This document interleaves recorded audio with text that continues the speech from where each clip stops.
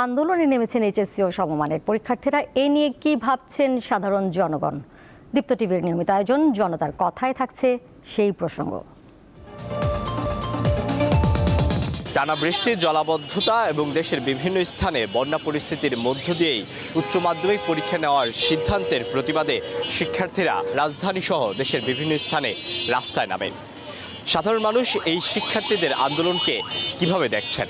তো জলাবদ্ধতার মধ্যে এত কিছু ভেঙে আসলে পরীক্ষার হলে যাওয়া, এগুলো আসলে আমাদের প্রশাসনের একটু দেখতে হবে।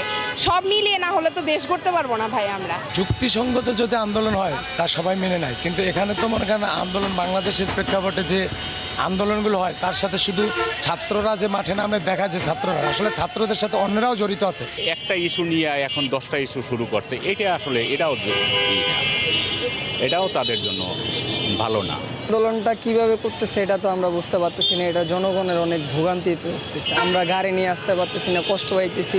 সুস্থ করছে যে এগুলো দেখা হবে, এটা পরবর্তীতে এটা সমাধান করা হবে। তো আমার মনে হয় যে আন্দোলনটা আপাতত উইথড্র করে নেবে ভালো, যাতে আমাদের দেশে দেখা যায় সাধারণ জনগণ যারা আমরা চাকরি করি, বিজনেস করে, আমাদের সময় মতো যাইতে হয়। তো এইসব দেখা যাচ্ছে এই ছোটোখাটো আন্দোলনের জন্য বা সাধারণ মানুষের জীবনে একটা বিগ ইম্প্যাক্ট পড়তেছে।